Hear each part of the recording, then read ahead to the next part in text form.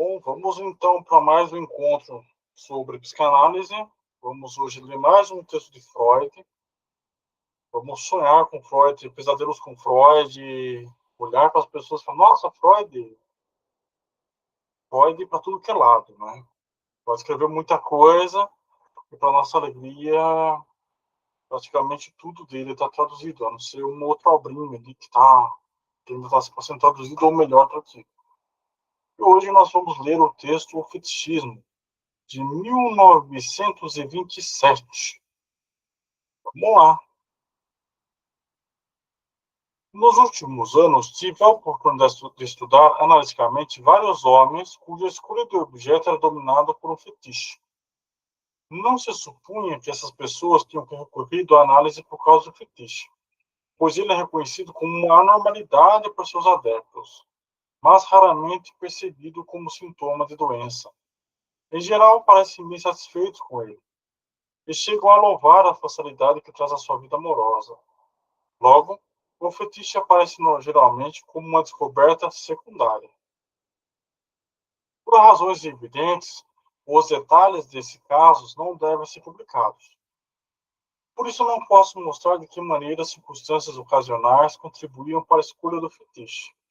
O caso mais curioso foi de um jovem que tinha levado certo brilho do nariz, Glas auf der Nase, à condição de fetiche.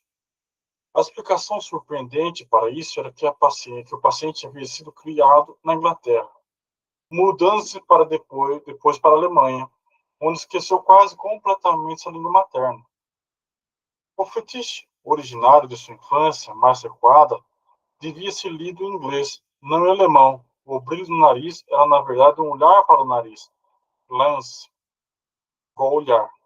O nariz era, então, um fetiche, a qual ele emprestava esse brilho peculiar que os outros não viam.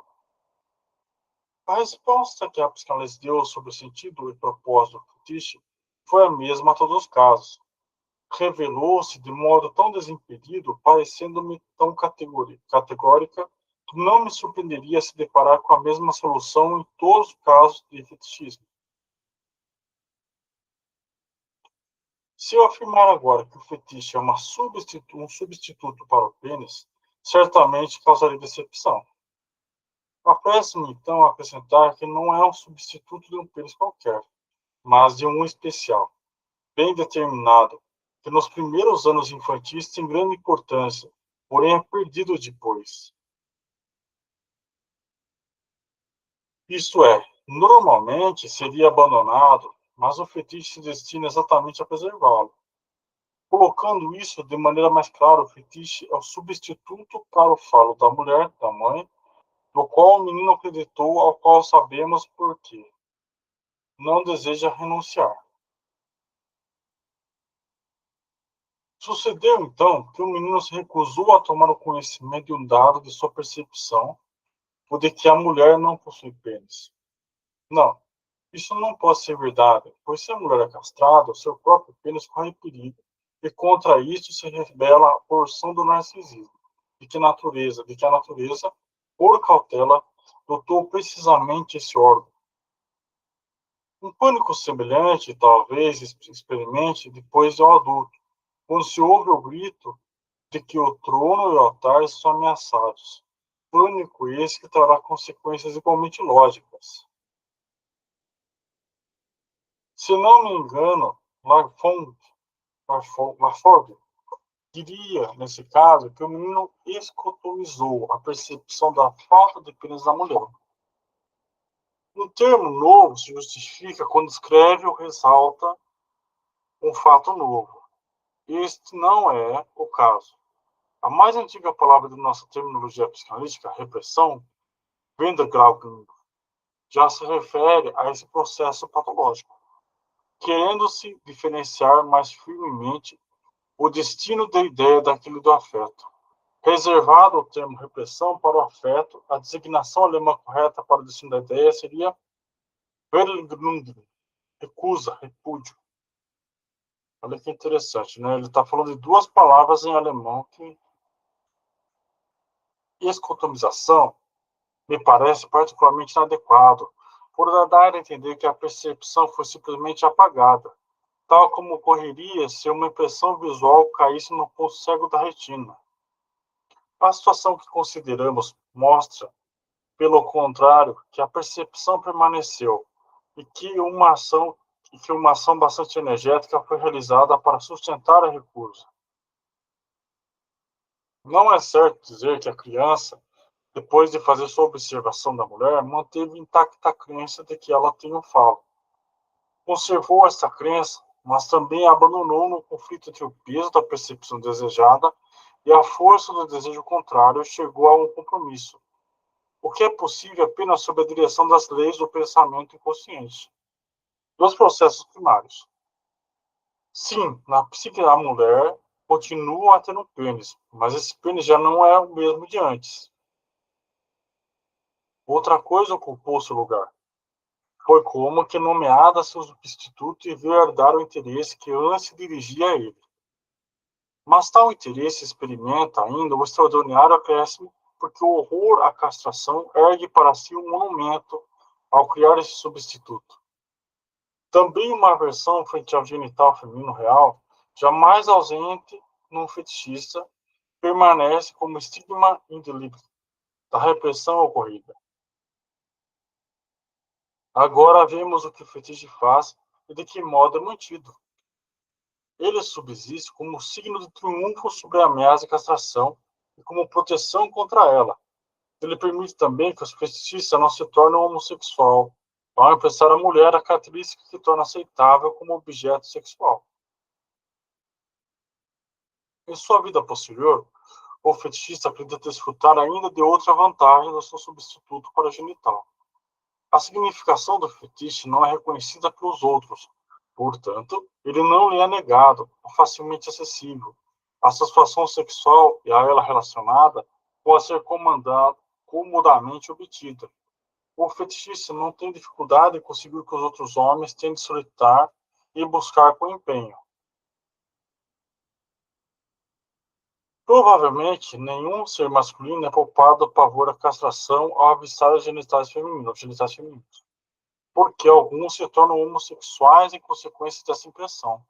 Outros rechazam pela criação de um fetiche e a grande maioria chega a superá-la.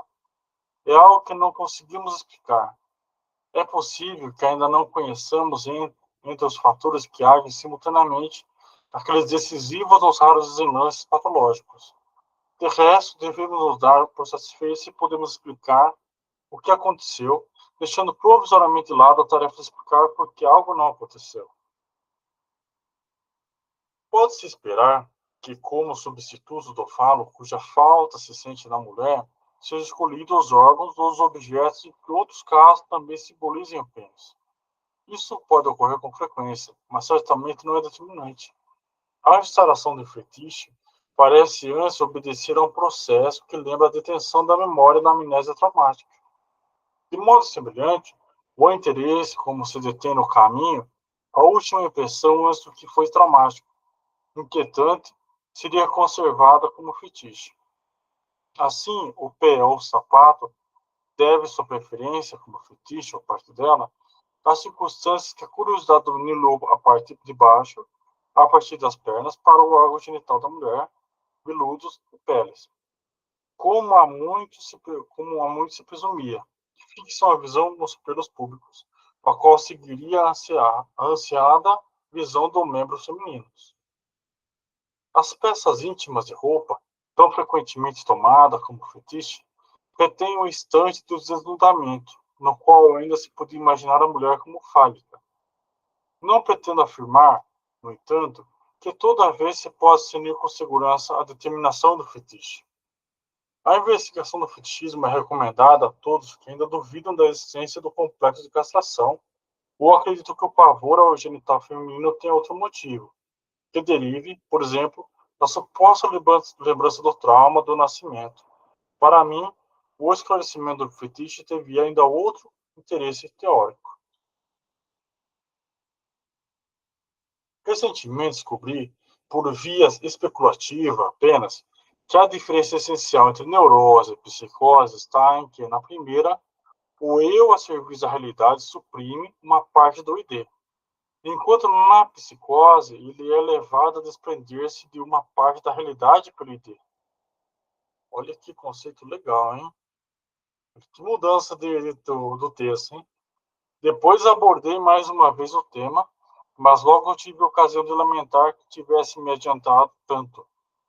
A análise de dois jovens me revelou que ambos haviam se negado a reconhecer, haviam escutomizado a morte do pai querido, quando tinham 2 e 10 anos de idade. E, no entanto, nenhum deles desenvolveram a psicose. Uma significativa porção da realidade fora repudiada pelo eu, tal como no fetichista. O desagradável fato da castração da mulher. Comecei também a suspeitar que ocorrências desse tipo não são raras na vida infantil e me considerei culpado de um erro na caracterização da neurose e da psicose. É certo que restava uma saída. Minha fórmula precisava ser válida apenas num grau mais elevado de diferenciação do aparelho psíquico. A criança talvez fosse permitido, o que traria sérios danos para o adulto. Mas novas pesquisas conduziram a outra solução da contradição. Verificou-se, de fato, que os dois jovens haviam escutomizados a morte do pai, tanto quanto os fetichistas a castração da mulher. Apenas uma corrente de sua vida psíquica não reconhecera a morte do pai. Havia também uma outra que tinha plenamente em conta esse fato. A atitude conforme ao desejo e a atitude conforme a realidade existiam lado a lado. Em um dos dois casos, essa cisão constituiu a base da uma neurose obsessiva e medianamente severa em todas as situações da vida. Ela oscilava entre dois pressupostos: o de que seu pai ainda vivia e estorvava suas ações, e o contrário, de que ele tinha o direito de ver-se como sucessor do pai falecido. Posso então conservar a expectativa de que na psicose, uma dessas correntes, aquela conforme a realidade, estaria mesmo ausente. Retornando à descrição do fetichismo, devo acrescentar que há outras provas ainda, numerosas, numerosas e peso para a atitude dividida dos fetichistas ante a castração feminina. Em casos bem refinados, o próprio fetiche acolheu na sua construção tanto a recusa como a afirmação da castração. Assim ocorreu com um homem cujo fetiche era um suporte atlético que podia ser usado também como calção de banho. Essa peça de roupa cobria totalmente genitais e, portanto, a diferença entre eles. Como demonstrou a análise, isso significava que a mulher era castrada e também que não era. E, além disso, permitia supor a castração do homem, pois todas essas possibilidades podiam se esconder atrás de um suporte, cujo precursor tinha sido a folha de parreira de uma estátua vista na infância. Um tal fetiche duplamente centrado por opostos é, sem dúvida, particularmente sólido. Em outros, a divisão se mostra no que o fetichista faz com seu fetiche, na realidade ou em fantasia. Não basta sublinhar que ele venera o fetiche. Em muitos casos, ele o trata de um modo que claramente equivale a uma representação da castração. Isso ocorre especialmente quando se desenvolveu uma forte identificação com o pai. E ele faz o papel do pai, pois este menino atribuiria a castração da mulher. A ternura e hostilidade no tratamento do fetiche, que corresponde à recusa e ao reconhecimento da castração, misturam-se desigualmente em casos diversos, de maneira que ora uma, ora outra é mais facilmente reconhecível. Dessa perspectiva, acreditamos entender, ainda que a distância, o comportamento do cortador de tranças, no qual a necessidade de efetuar a castração negada colocou-se em primeiro plano. Seu ato reúne em si as duas afirmações incompatíveis. A mulher manteve o pênis e o pai castrou a mulher. A outra variante, também um paralelo etnopsicológico para o fetichismo, pode ser vista no costume chinês de primeiramente mutilar o pé da mulher e depois venerá-lo como fetiche. É como se o homem chinês quisesse agradecer à mulher por se haver submetido à castração. E é interessante, né, porque existe muito documentário sobre isso, né? Muito documentário. Por fim, pode-se dizer que o modelo normal do fetiche é o pênis do homem, assim como o do órgão inferior é o pequeno pênis da mulher, o clitóris. Fim do texto. E aí, vamos. Será que vai cair essa aula depois? Que é bem interessante, hein? Sim, eu gostei muito desse texto porque, de certa forma, ele traça um caminho paralelo até para iniciar os outros textos, que ele vai falar sobre perversão, sobre psicose também, e o modo que ele traz essa recusa e, ao mesmo tempo, a aceitação da realidade, esse conflito. É a primeira vez que eu li esse texto. Não tinha lido ele antes, mas me surpreendeu muito. E claro, é um desafio ler o Freud hoje, porque a gente tem que ter muita cautela para não cair no anacronismo e também ter cuidado com o modo que ele postula as suas afirmativas, as suas construções. E eu senti um pouco disso, né? Quando eu estava fazendo a leitura anteriormente. Mas eu gostei muito do texto, nesse sentido de que, mesmo ele sendo muito antigo, ele ainda tem muito a dizer. O fetiche é um assunto que é muito falado hoje, até com uma certa liberdade, mas ainda existe, sim, muito pudor e as pessoas falam, mas falam com um pé na frente, um pé atrás, e uma investigação mais profunda sobre o fetiche normalmente não é feita. Então, esse texto é uma ponte legal para pensar sobre isso. Sim, e o mais importante é justamente isso que você falou, é que ele coloca a luz nisso, né? Porque fica uma coisa escondida, fica uma coisa assim, bem debaixo dos panos, só que isso também faz parte do ser humano. E você vê que ele faz uma ligação ali com neurose, psicose, então você vê como ele já ligou para outra coisa também, né? E isso é uma coisa importante dentro da análise, dentro da terapia. É você colocar isso para fora sem pudor, sem, sem ter assim, nossa, aqui é o espaço para falar de qualquer coisa mesmo, aqui dentro da clínica, né, dentro da sessão. E ele traz isso à tona. E esses pacientes, esses clientes dele, confiaram nele a ponto de falar sobre isso nessa época, em 1930, né? Então, assim, para você ver como sem isso a gente não ia ter muitas coisas hoje em dia. E eu fico pensando no choque que as pessoas tiveram, né, de ler Freud no período que ele escreveu. Porque se hoje, de certa forma, choca um pouco certas colocações, imagine nesse período.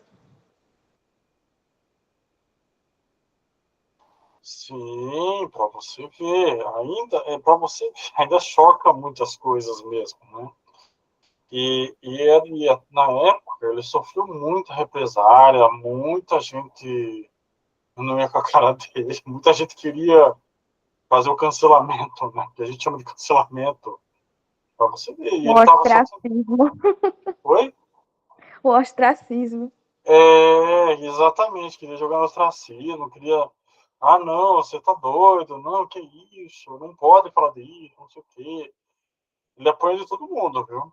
Ele apanha de todo mundo, de médico, de religioso, de cientista, todo mundo queria. Até hoje batem nele.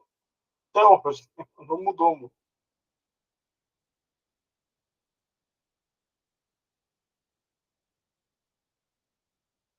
Mas eu queria aproveitar e fazer um apontamento que eu achei muito legal aqui no texto, que ele fala do nascimento da neurose. Eu achei isso aqui uma sacada.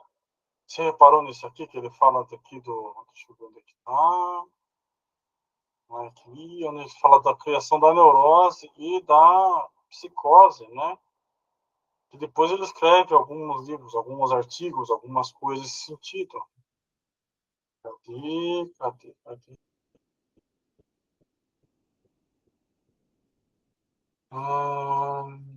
Aqui, ó.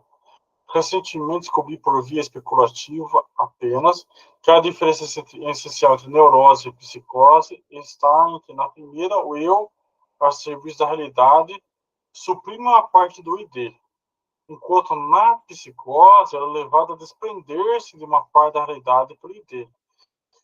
Temos alguns textos que vão aprofundar nesse tema aqui, sobre neurose e psicose. Então, assim, aqui foi um gancho para os outros textos que a gente vai ler, mas você já vê que ele já começa a perceber, já começa a montar outras coisas com esse conhecimento de neurose e psicose. Ele já começa a abrir mais um pouco o campo de visão. O que você acha com isso? Exatamente, por isso que eu falei, esse texto, ele meio que traça uma ponte entre esses outros escritos. Ele é como se fosse um caminho para pensar. O Freud, ele já escreve numa fase mais madura esse texto, e quando ele vai tratar essas outras conceitualizações, a gente percebe que nesse texto em si que a gente está trabalhando, ele já estava mostrando ali as suas novas descobertas. Então, de fato, esse é um texto interessantíssimo para o ponto de partida, para a gente pensar neurose, psicose e também a perversão. Sim, também perversão, também. Muito interessante. E também tem outro ponto, né, que eu acho muito legal, que estava no final do texto, que também me chamou a atenção, que essa questão da pessoa ela ter a ternura e hostilidade do tratamento fetício corresponde a recusa e reconhecimento da castração. Mistura-se desigualmente em casos diversos, de maneira que ora uma e ora outra é mais facilmente reconhecível. É interessante que você está falando do mesmo objeto, da mesma coisa, e a pessoa está tendo duas posturas frente àquilo, né? Então, a ternura e hostilidade, recusa e reconhecimento. Então, isso eu acho muito interessante, porque muitas vezes a gente tem isso mesmo, né? A gente gosta, mas não gosta, né? Esquisito, né?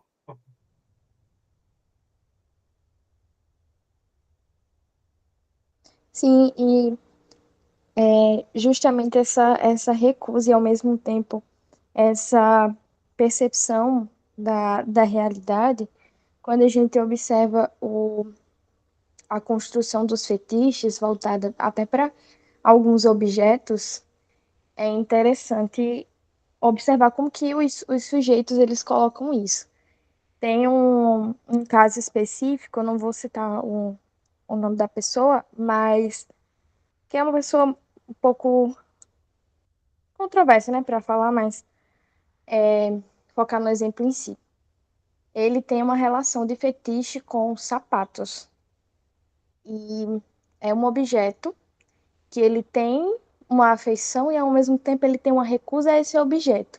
Então, já se coloca nessa questão que você marcou.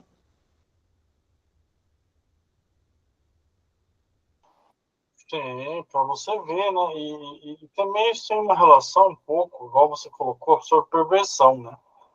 E tem muitas pessoas que também têm isso. Até tem um livro chamado Perversão, a forma erótica do ódio. Então é uma coisa mais ou menos parecida também, que a pessoa ama e odeia ao mesmo tempo, reconhece, recusa, tem a ternura e é hostil. Então, igual você falou, é um texto muito interessante, tem vários pontos de vista, tem várias camadas, né, introdutórias. Uhum. A parafilia também muitas vezes está presente. Sim, parafilia. Sabe, e é isso que eu acho legal do Freud, porque ele trazendo essas coisas à tona, a discussão, também faz a gente ter uma visão mais madura acerca das coisas.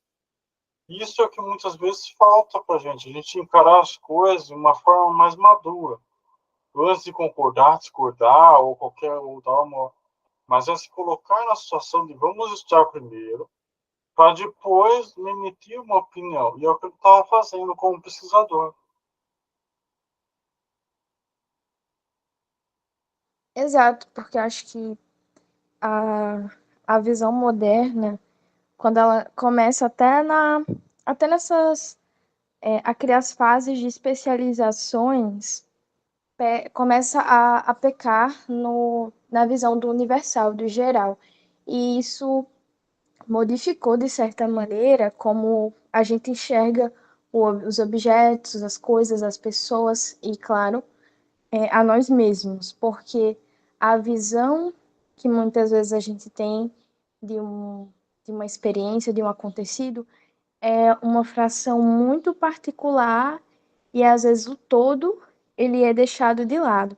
E na análise é preciso observar esse todo, porque se você não percebe as pequenas fissuras que podem vir a se apresentar e você quer de imediato colocar o o sujeito que está sendo analisado em uma caixa, aquilo atrapalha completamente o decorrer da análise.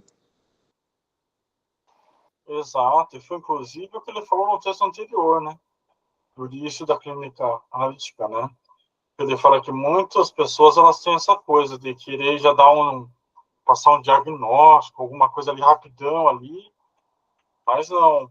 Mas a análise ela é feita por um bom tempo por causa disso, né? Para você entender melhor o caso, entender melhor a pessoa e com isso dar uma, não diria uma cura, alguma coisa assim, mas uma forma mais inteligente e robusta de lidar com as coisas, que muitas vezes a gente acaba não tendo. Né? Sim, é quase uma posição fenomenológica, né? De suspender o juízo, as preconcepções, para tentar fazer uma,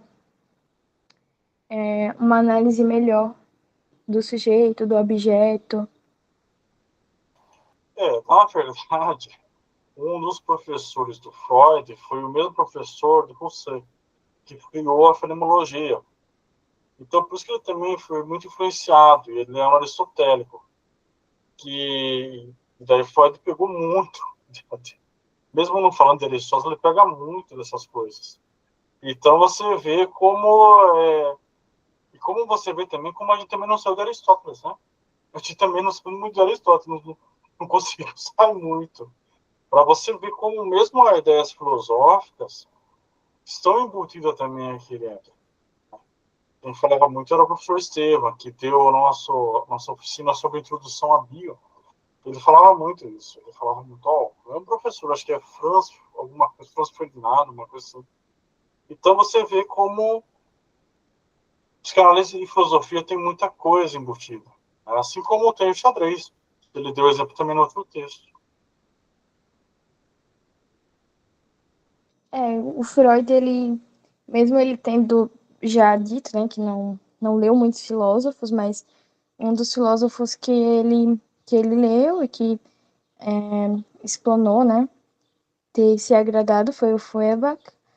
E é muito perceptível que na psicanálise a gente pode sim encontrar vários caminhos para pensar filosoficamente. Eu concordo muitíssimo com essa afirmação. Sim, para você. Exatamente, exatamente. Então, né, ele não leu muito, mas ele teve um professor, né? E um professor muito bom. Professor muito bom. Deixa eu até pegar só um minutinho pegar o nome aqui. Se quiser fazer algum comentário, eu vou abrir aqui rapidinho aqui, daí você.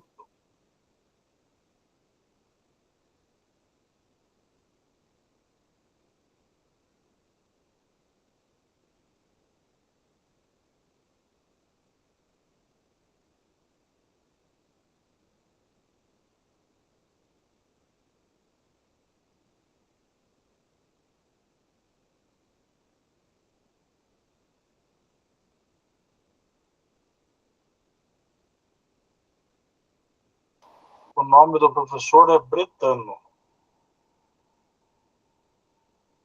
Franz Bretano. Sim, Que era tava faltando. Franz Bretano. Deixa eu pegar aqui mais para Bretano, que foi um filósofo e psicólogo alemão. E ele que influenciou, né? Ele que o Edmond Rousseau, que foi aluno dele, e o Freud. Então, deixa eu ver aqui qual é a influência dele aqui. Ele foi o fundador da psicologia do ato, Aristóteles, a influência dele, Friedrich Adolf Trindlebruck. Então, essa é uma das bases do nosso querido Freud, aí, que ele era meio viciado em Transbetrone.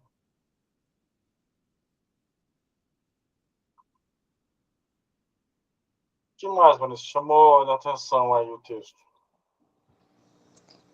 Eu acredito que no mais eu já pontuei algumas coisas e acredito que os textos que a gente vai dar sequência vão dialogar muitíssimo com esse. A gente pode até depois organizar um fichamento para ir e vir, transitar esses textos continuamente do Freud, que a gente já leu antes. Como eu disse, foi a primeira vez que eu li o texto, mas já me surpreendi justamente por essa ponte que a gente comentou que ele faz já para a gente pensar neurose, psicose, perversão. Então, eu gostei muitíssimo da leitura.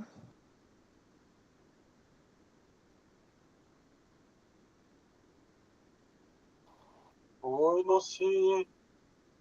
A Luci entrou agora. Vamos ver uma palavra que eu não sei. Tudo bem, Luci? Que é essa aqui, ó. Quer ver? Estomatização, uma coisa. Você sabe o que significa, Vanessa? Ele fala aqui da estomatização. Cadê?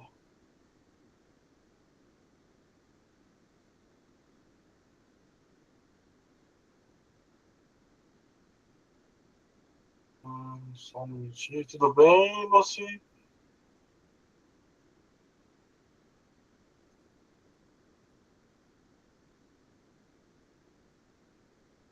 Eita, pronto. Será que... Cadê?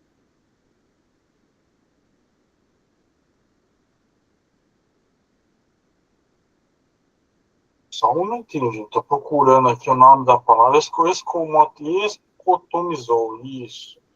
Tô sabendo bem, hein? Você sabe o que é isso?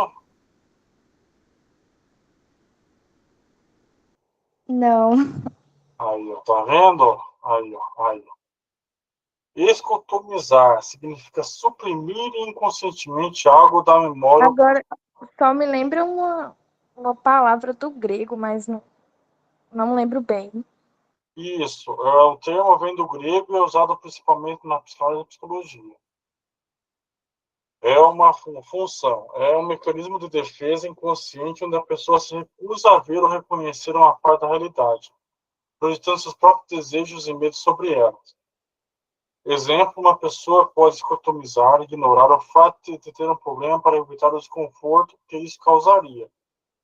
Olha que interessante, hein? Por isso ele falou que não é, né? Para ele falou, eu não acho que seja, né?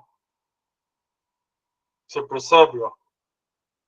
Diria que o caso me dicotomizou a percepção da falta da mulher, ou seja, ele meio que se recusou, né?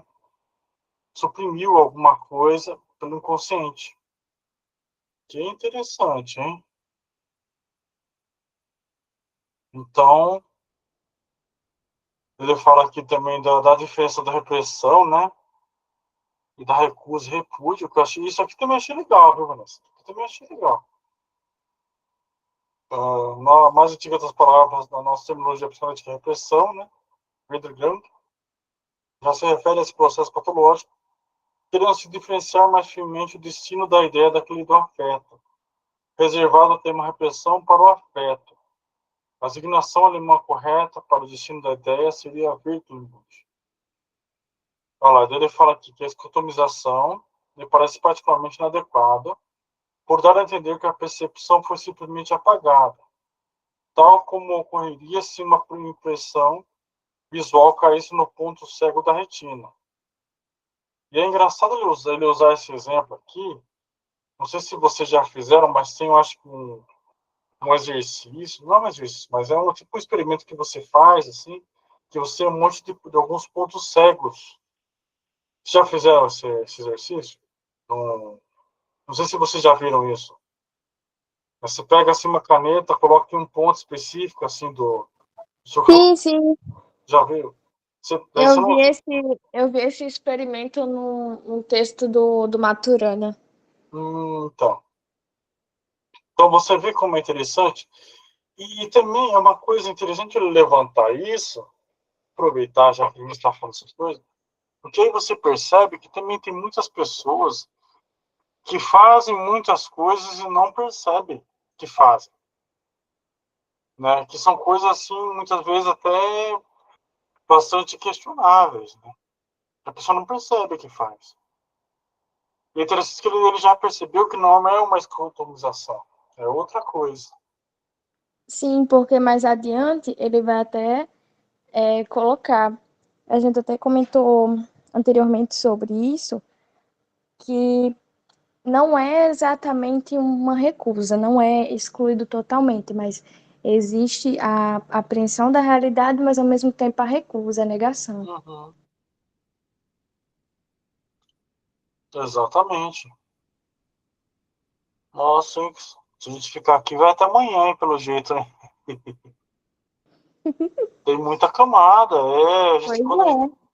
Quando a gente começar a ligar os outros textos de psicose, neurose, perversão, nossa, hein? E, ó, falou do sapato, né? Ó, assim, o pé, o sapato. É interessante que vai substituindo, né? Acaba sendo que um substituto, né? Tomada retém o instante do desnudamento no quântico de mais na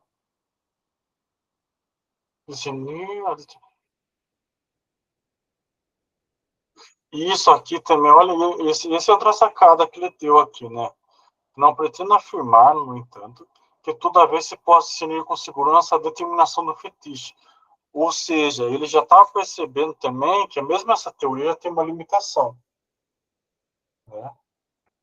E a investigação do fetichismo é recomendada a todos que ainda duvidam da existência do complexo da castração ou acreditam que o pavor genital feminino tem outro motivo. Que derive, por exemplo, da suposta lembrança do trauma do nascimento. Então, aqui no trauma do nascimento, tem um livro do Otto Rank, né, que é. Vou colocar, deixa eu ver aqui, eu não vou conseguir escrever aqui, eu acho, não.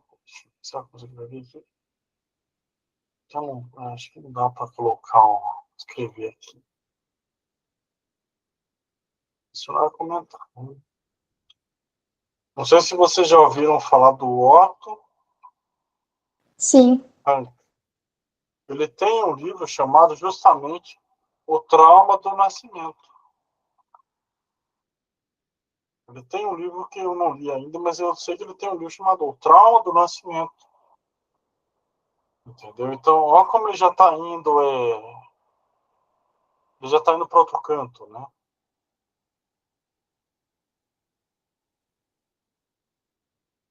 Bom, então, pessoal, eu acho que a gente já explorou bastante esse texto, né?